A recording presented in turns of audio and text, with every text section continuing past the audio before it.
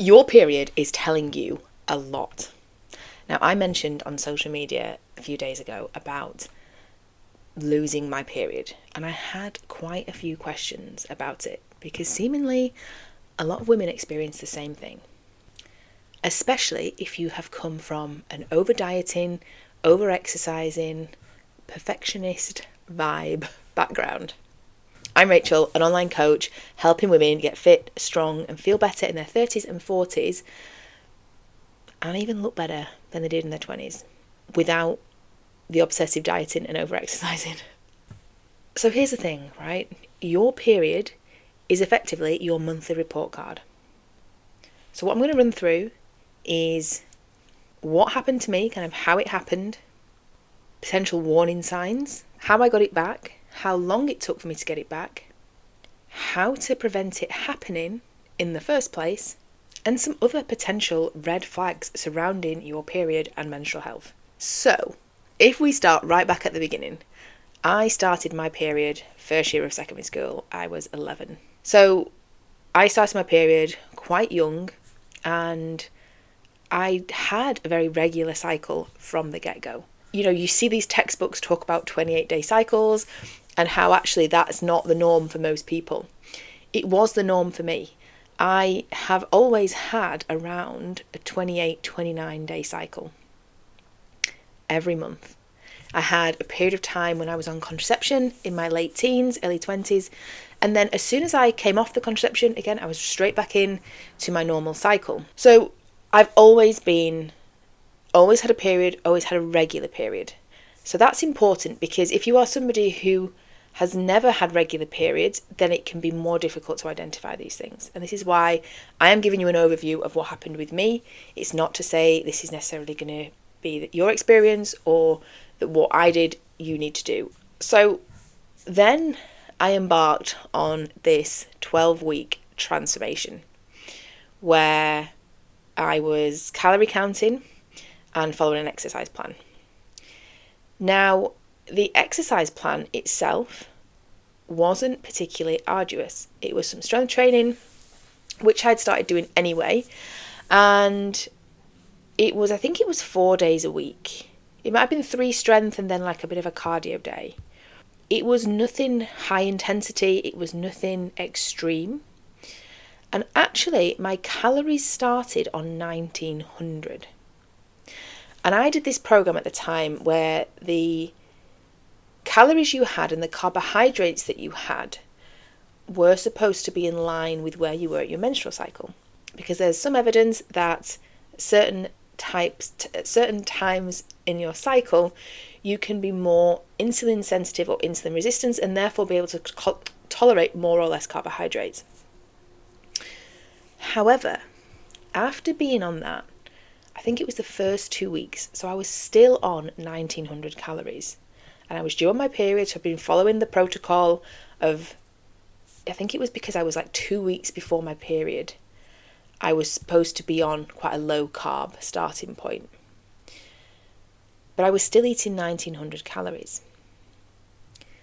And that's relevant because people think that you will lose your period on low calories. Well, my period never came. For the first time ever. And I didn't think it was anything to do with my diet or my training. And I actually spoke to my coach at the time. He couldn't understand it. And we were looking at different options. I was like, what might have happened? And in hindsight, with what I know now, I should have just decided after a month of it not coming and seeing if the next one came that I actually needed to do something different. But instead, I carried on the transformation and my calories came down further and further and further. I lost almost 10 kilos. If you've watched my previous videos, I lost nearly 10 kilos in the 12 weeks. I never had a period. Then my coach was like, oh, maybe it's just general stress. And I was going on holiday quite soon after the end of the transformation and the photo shoot. So he was like, you know, maybe when you're on holiday and you just relax, like take some time off training, increase your calories a little bit. Because we were slowly increasing them anyway, coming out like a reverse diet. I went on holiday for like 10 days, whatever it was, 2 weeks, still no period. I was feeling great. I was at that point, my perception that I was also looking better because I was starting to have a little bit more food, so I was filling out a little bit, but still very lean, still tiny, but still no period. Then I fought really hard for the next sort of year maintaining that physique. My calories went right back up, and I was eating like nearly 3,000 calories without weight gain, but without a period. And I was cold all the time. My mood wasn't great, again, on reflection, and a lot of it was tied into this. I was massively controlling about what I was eating, what I was doing. I was terrified of losing the physique I'd built. So I was doing everything I was supposed to do, but in the back of my head, I was like, this isn't right. You have always had a period. And I went to the doctors and I said, I'm not having a period, blah, blah, blah, explaining everything. And I said, I think the words I actually use, I remember it clear as day, for 2 reasons. One, because she made me get on the scale, which, again, when weight and disordered eating and all that stuff is so prevalent, she got me on the scale and I said, I think I'm too healthy. And she laughed at me. My GP scoffed. Because what do you mean? I was like, well, I'm really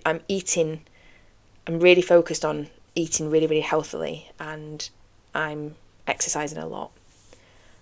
And she scoffed and said, like, that's a bad thing. And this is where there's such a fine line between what is healthful behaviour and what is harmful. For so many people, eating healthily, exercising well, and really focusing on that can be such a positive thing. When you've crossed that line and you're clearly very lean, you're not having a period, and you are actually voicing yourself that you think that's a problem, to then not be taken seriously is so damaging. She just sent me off on my way, because interestingly, I was healthy on the BMI scale. Yeah. And I'd moved away for work, and a lot was going on. My relationship had broken down, partly because of everything I'd gone through, my obsession, all of this stuff. So there was still a lot of stress happening, but I'd had a lot of life stuff happen before, and I'd never lost my period. So I was then living in Manchester, and I decided to go and see a different GP because it still wasn't getting any better. Nothing was improving. And I was starting to get a bit concerned for my health because I'd then been reading around a lot of stuff. At this point, I'd done my fitness qualifications. Thank God I wasn't actually training anybody at that point with all these disordered beliefs I had. But I was then starting to do a lot of research and reading around and listening to podcasts, and I was hearing a lot about hypothalamic amenorrhea and about undereating and overexercising and losing your period. So I actually went to the doctors. They sent me for more tests, and they sent me to have an ultrasound, and they did my bloods. Bloods were normal, whatever that means. Because I'm like, well, what were my bloods before this happened? Has anything changed? But they don't seem to care about that. Sent me off for my ultrasound, and the ultrasound showed cysts on my ovary. So because there was cysts on my ovary, and I wasn't having a period, they diagnosed me with PCOS. Bearing in mind, I'd never had any of the symptoms of polycystic ovaries before, because I'd always had a regular cycle. My hormone levels, my androgen levels, and even at this point, were normal. And all of that. Yet, because of those 2 points, that's what was on my medical records, that I had polycystic ovaries. I didn't buy it. And I started doing more and more reading around this hypothalamic amenorrhea. And I found a book called No Period, Now What? And it saved me because I read it and understood everything in it. It was me. It was my how I'd attached my self-worth to this thin body ideal, the restriction around the eating, the obsession around the exercise. Like, I exercise a lot now because I love it, and I love what I can do and how I can do it, and pushing myself and challenging myself. But I never feel like, oh, I've got to go to the gym. And back then it was, I've got a gym because I've got to maintain this. So this book, it was me, and the answer was a phrase of, you need to go all in. And that meant eating more, exercising less.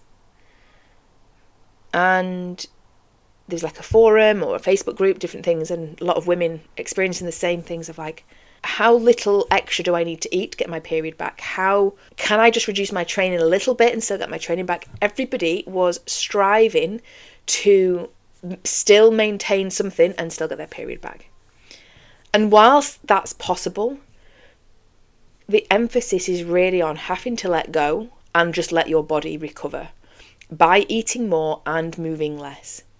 So I did still train at that time, but I switched my mindset, and it was more about, I was going just for routine, and it's where I started to then actually focus a bit more on what I was doing in the gym, not just being there, getting through a workout, staying lean. So I was still going like 2 to 3 times a week, but I didn't put any pressure on myself. And the advice again been, don't train fasted, make sure you eat before you train. All these things that are telling your body it's safe. And I did that, and I let go of all the food rules I'd built up from doing the transformation and trying to maintain this lean body. I realised for me that my health was more important than the body that I was in. Because the thing is, when you're not having a period, your brain is basically communicating with your ovaries to release an egg. You produce hormones to stimulate the growth of an egg. The growth of the egg is what also contributes to rising estrogen levels in your body, and then progesterone at a later point, testosterone, blah, blah, blah, blah. But estrogen is what is so important for a lot of things to do with female health. Estrogen is what is important for bone health. Hence why, if your brain isn't communicating with your ovaries to release, to grow and release an egg, you're not going to be making those higher levels of estrogen that's then required for the other things. So on a short-term basis, not a big deal. Long-term, that's what's going to impact your bone density. And that's what terrified me. There's loads of other factors as to, why it's important that we have the right levels of estrogen, that we're ovulating, that we're having periods. But for me, that was the crucial thing, because I didn't want to get to a certain age and have brittle bones. I'd been brought up healthy. I'd been brought up playing sport. I actually enjoyed doing things. I liked the outdoors. I liked doing things. I liked running. Before all this happened, I didn't want brittle bones. But this is what happens if, for whatever reason, your brain isn't communicating with your ovaries to release an egg, to ovulate. And then obviously if you're not getting pregnant, that's then when you then have a period. That's a warning sign. Now that can happen, and you may have experienced this at periods of high stress. That can disrupt that hormonal balance. That can disrupt that communication. But one of the big things that will disrupt that communication is not eating enough, or over-exercising and having low energy availability. That your body is just like, nah, we don't have enough fuel right now to do this thing. Because as essential as it is, like I've just spoken about, in terms of keeping you alive, it's a non-essential function. So when you think of it like that, your body, if you're not giving your body enough fuel, it will start to stop, slow down anything that is non-essential. And you'll see this when people do dieting for long periods. Now when I'm making all these hand gestures, I'm moving a lot, that minimises when people aren't eating enough, because you're conserving energy, even in terms of like blink rate. So it's a big fucking deal. And if it's caused by undereating and over-exercising, it's actually a quick fix. Not a quick fix, but there's a fix. And that's what I did. Really reduced my exercise, let go of my food rules, and just started to eat whatever, whenever. I still wanted to try and be as healthy as I could, but I stopped telling myself I couldn't eat X, Y, and Z. I stopped trying to be clean eating. And basically a year to the day when I started, my period came back. And it's been back ever since. And I was basically straight back into a regular cycle. Now, interestingly, I've since been diagnosed with endometriosis. And when I've had conversations with different doctors, and I say, oh, on my records, it'll say I have polycystic ovaries. I don't. I had hypothalamic amenorrhea. Because all the other reading I did around it would say that sometimes you can be diagnosed with that because what appears like cysts, little cysts on the ovaries, is the attempts at releasing an egg. So it's like these miniature follicles that haven't been quite stimulated can give the appearance. I don't know how true that is. I read that and that made sense to me. But I've never had anything else since that has been suggestive of polycystic ovaries. So that's what happened to me. That's how long it took. That's what I needed to do. And it's as simple as that, really. It was, I couldn't think I need to maintain this body and still do that. I had to let the body go. And then it was more about rebuilding me and my idea of exercise and my idea of healthy eating and eating to fuel. And it's why I care so much about it now, that women are not obsessively dieting and restricting everything and running themselves into the ground, because it is not worth it for your health and for your energy levels. Like, I have so much more energy and like zhuzh for life now. Like, yeah, I kind of looked great back then in the sense of I didn't have to worry about clothes, and I was teeny tiny in like jeans, and it's what I thought I wanted to be, but I had no energy and I couldn't do the stuff that I can do now. So that's why I really care about fueling well. And that doesn't mean, I think you still have to be sensible and focused on what you're eating, because just as much as you have to pay attention when you're trying to lose body fat, when you're trying to fuel your sessions, you've got to fuel them correctly. And it's still doing it in a way where I'm not sat here saying I eat whatever I want and I don't care about gaining weight. I 100% don't want to gain unnecessary body fat. But where I stand now is I'm prepared for my body to exist in the way that it needs to support the things I want to do. So if that means carrying a little bit extra body fat, but I can lift, move, run, function, perform to the standard that I want and be healthy and have a healthy cycle and all that, then that's more important to me than being slightly leaner and losing my cycle and not having the energy and the fuel, etc., etc. So that is something to be really aware of if you are trying, because often it can happen. It's called, often in sport, REDS, relative energy deficiency. It's common in female athletes because of how much they're training and they're not necessarily getting the adequate fueling that's required. But if you are a non-athlete like me, you're just wanting to do this stuff for fun and to do well and to perform well and all that, it's really important to pay attention to. On that, if we just go back, actually, it's one of the reasons when I talked about how my period disappeared and I was still eating 1900 calories, it's one of the reasons why when I'm working with a client, from day one, I don't just say, this is your height, this is your weight, this is how many calories you therefore need. If they're not everyone calorie tracks, but if they're wanting to calorie track, if that's what they're doing so we can look at what they're eating, I don't do that because I don't know what they're currently doing.